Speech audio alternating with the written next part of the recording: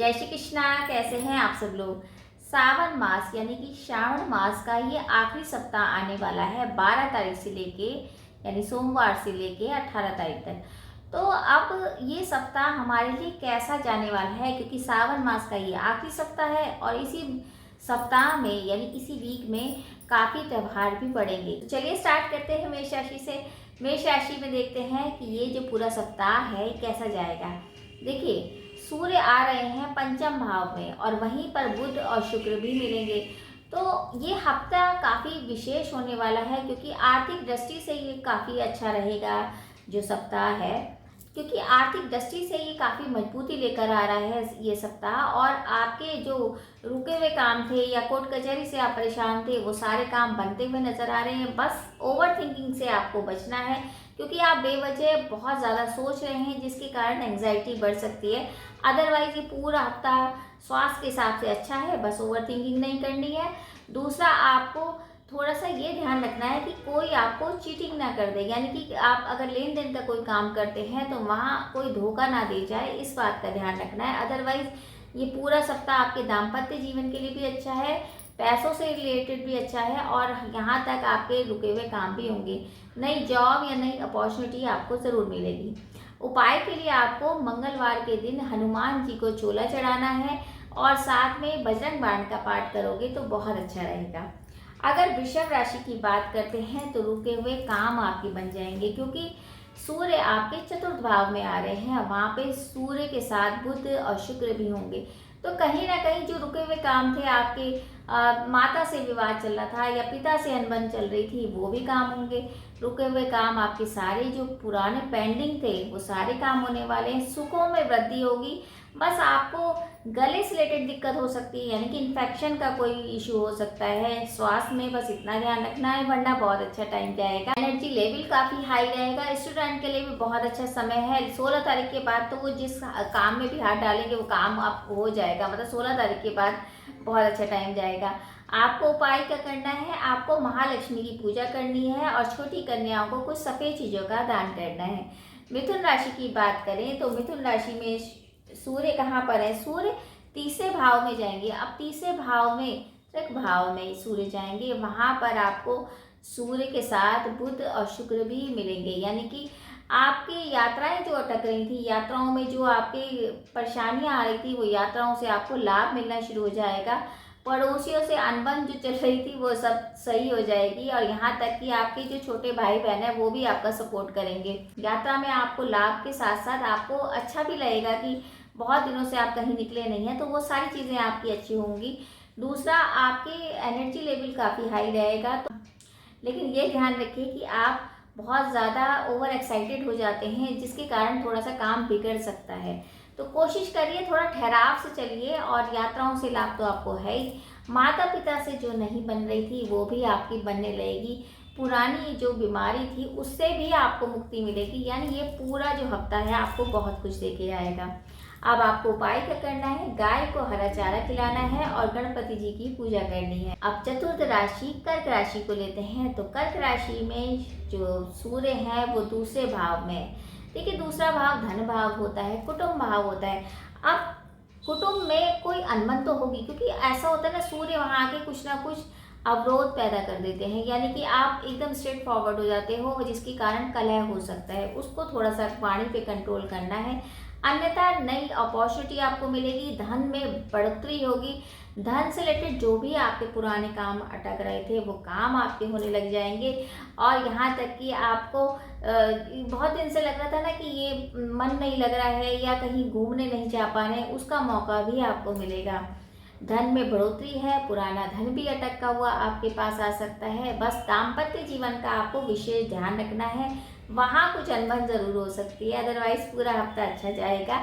आपको शिव जी की पूजा करनी चाहिए, और अगर हो सके तो संकट मोचन हनुमान जी का अगर पाठ करते हैं तो जो रुकी हुई चीज़ें हैं वो जल्दी आपके पास आ जाएंगी, क्योंकि आपके ऊपर शनि की ढैया चल रही है। वहीं बात करते हैं सिंह राशि। अब सिंह राशि में तो सूर्य पूरे साल में एक बार सिंह राशि में सूर्य आते हैं, तो गजब का कॉन्फिडेंस, क्योंकि आप ही की राशि के स्वामी हैं। वहाँ पे बुध भी हैं और शुक्र भी हैं। तो इतना अच्छा कॉन्फिडेंस और इतना अच्छा आपके अंदर बदलाव आएगा और ऐसा लगेगा कि मैं सारे काम कर सकता हूँ या कर सकती हूँ। सारे मतलब इतने एनर्जेटिक रहेंगे आप पूरे हफ्ते कि सब कुछ आप मेंटेन करके चलेंगे। लेकिन वहीं अगर आप ओवर कॉन्फिडेंस में आ जाएंगे तो दिक्कत आ सकती है, तो थोड़ा सा ध्यान रखिए।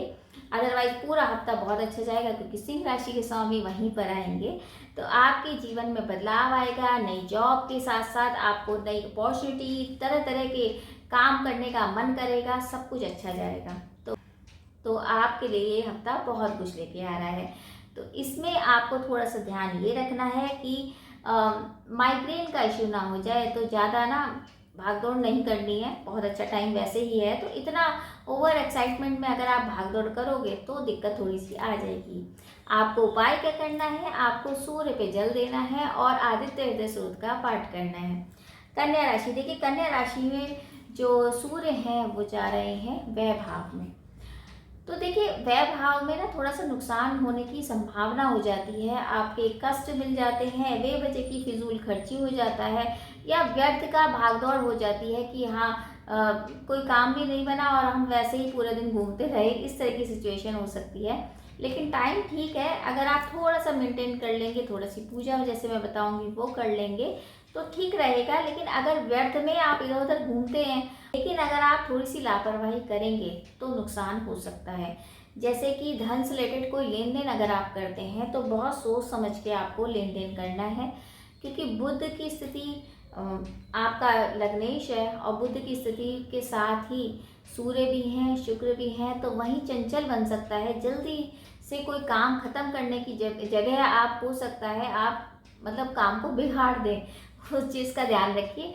तो आपको बस गणपति जी की पूजा करनी है और गाय को हरा चारा खिलाना है, इस बात का ध्यान रखना है। अदरवाइज वैसे दाम्पत्य भी सही है आपका, विद्यार्थी वर्ग का भी सही है, और स्वास्थ्य भी बस व्यर्थ की भागदौड़ की वजह से खराब हो सकता है। दो उपाय बताए हैं, गाय को हरा चारा और गणपति जी की पूजा। अगर हम बात करते हैं तुला राशि की, तो तुला राशि में तो आय भाव में यानी कि 11वें स्थान में आ रहे हैं, तो जबरदस्त लाभ लेकर आ रहे हैं, क्योंकि शुक्र जो आपकी राशि के स्वामी है वहां पर होंगे, सूर्य भी होंगे और बुध भी होंगे, तो आपको तो लाभ ही लाभ मिलेगा। लेकिन बस ये है कि लाभ के साथ थोड़ा सा इन्फेक्शन होने का खतरा हो सकता है। यानी आर्थिक स्थिति तो मजबूत है, लेकिन स्वास्थ्य के हिसाब से आप अगर बाहर का कुछ खाते पीते हैं तो बहुत सोच समझ के, क्योंकि इन्फेक्शन का खतरा है। अदरवाइज पार्टनरशिप बहुत अच्छी है, बाहर का घूमना आपके लिए बहुत अच्छा रहेगा, यानी कि आप छोटी यात्राएं करेंगी तो उससे लाभ भी मिलेगा, धन में वृद्धि भी होगी। थोड़ा सा ध्यान ये रखिए कि इन्फेक्शन ना हो, इस बात का ही ध्यान रखना। पूरा हफ्ता आपका बहुत अच्छा जाएगा। पूजा में आपको क्या करना है, आपको महालक्ष्मी के मंत्र करने हैं और दुर्गा सप्तशती में दुर्गा कवच का पाठ करना है। अब बात करते हैं वृश्चिक राशि की। तो वृश्चिक राशि में 10वें घर में आ रहे हैं सूर्य, बुध और शुक्र, तो यानी कि काम में बढ़ोतरी, और इतना काम आप करेंगे कि हो थकावट हो गई, इतना मतलब कि आपके पास ढूंढेंगे काम को कि ये भी कर लेते हैं, ये भी कर लेते हैं, इस तरह की सिचुएशन हो सकती है। तो इतना मत थकिए, इतना मत काम करिए, आराम से काम करेंगे तो आपको उसका फल भी मिलेगा। लेकिन अगर आप ज़्यादा ओवर अगर काम करेंगे या वर्क हार्ड करेंगे तो वहाँ आपको थोड़ा सा स्वास्थ्य का दिक्कत हो सकता है, क्योंकि आपकी डैया भी चल रही है शनि की। तो थोड़ा सा ठहर के और सोच समझ के काम करिए, और व्यर्थ की भागदौड़ नहीं करनी है, वरना आपको स्वास्थ्य का थोड़ा सा नुकसान हो सकता है, इस बात का ध्यान रखिए। तो उपाय के लिए आपको क्या करना है, हनुमान जी का संकट मोचन जो कवच है वो करना है, या बजरंग बाण का पाठ करना है। ये दोनों कर लेंगे तो आपके ऊपर जो परेशानी आएगी ना, वो परेशानी भी दूर हो जाएगी। बस ये इतनी सी बात है कि आपको व्यर्थ का भागदौड़ नहीं करनी है, क्योंकि ढैया चल रही है। वही बात करते हैं धनु राशि की। धनु राशि में तो भाग्य में, यानी भाग्य में सूर्य भी हैं और शुक्र भी और बुध भी। अब भाग्य में बढ़ोतरी तो होगी, जो बहुत दिन से आप परेशान थे ना कि भाग्य साथ नहीं दे रहा था, लेकिन अब साथ देना शुरू कर देगा। यानी कि ये हफ्ता जो है काफ़ी कुछ लेके आएगा। अगर आपका भाग्य साथ नहीं दे रहा तो भाग्य साथ देगा, लेकिन पिता के स्वास्थ्य का आपको विशेष ध्यान रखना है, वहाँ थोड़ी सी कमी हो सकती है। अदरवाइज धार्मिक बनेंगे, आप काम में बढ़ चढ़ के हिस्सा लेंगे, यानी धर्म के कार्य में आप बढ़ चढ़ के हिस्सा लेंगे, काम आपके बनते चले जाएंगे। बस पिता के स्वास्थ्य का ध्यान रखिए, अदरवाइज आपके स्वास्थ्य में कोई कमी नहीं है, आपका अच्छा रहेगा। तो धनु राशि वालों के लिए तो ये टाइम बहुत अच्छा है। विद्यार्थी वर्ग का भी बहुत अच्छा रहेगा, क्योंकि भाग्य में बढ़ोतरी होगी और जो रुके हुए काम थे वो काम भी होंगे।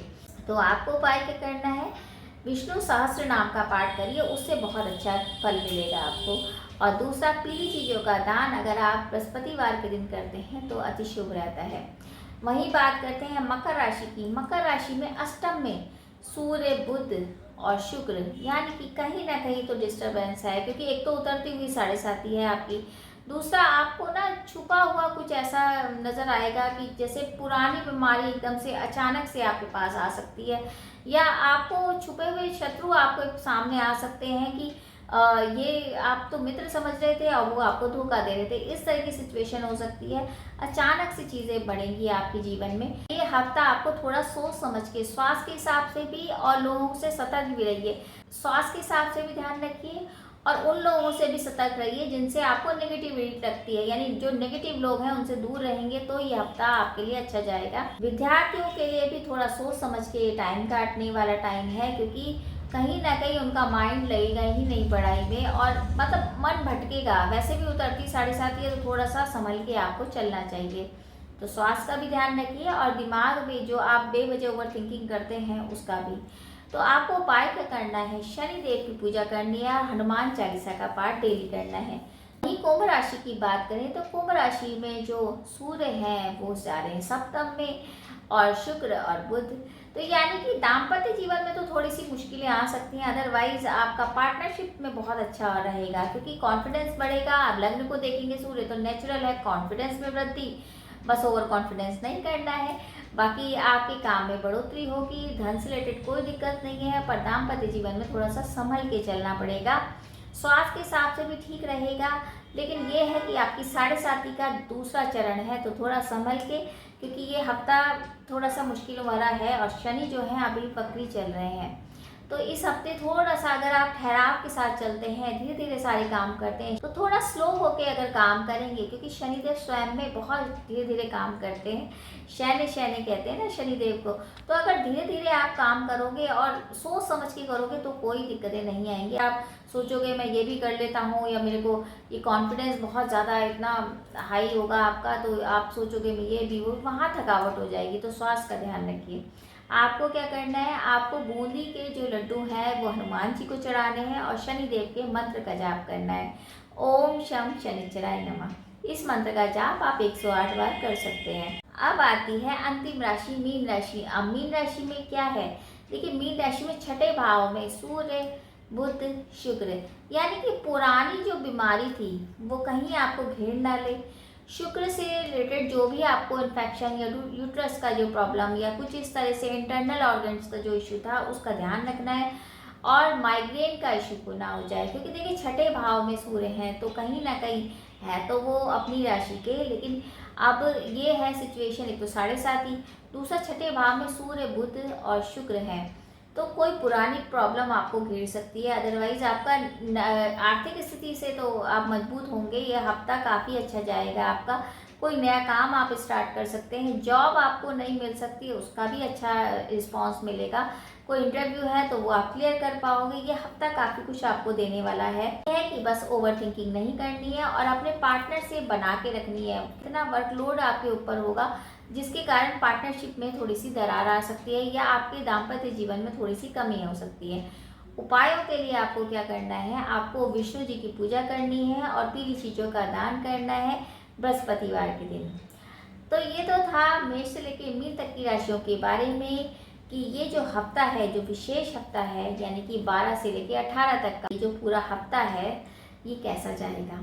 बाकी मैंने आपको उपाय भी बताए हैं, और ये एक गोचर गणना है, तो आपके चार्ट के बारे में नहीं पता है तो अगर आपको कुंडली का विश्लेषण कराना है तो आप कमेंट बॉक्स में मैसेज भी कर सकते हैं। उम्मीद है आपको छोटी सी जानकारी अच्छी लगी होगी, और अच्छी लगे तो वीडियो ज़रूर शेयर कीजिए। जय श्री कृष्णा।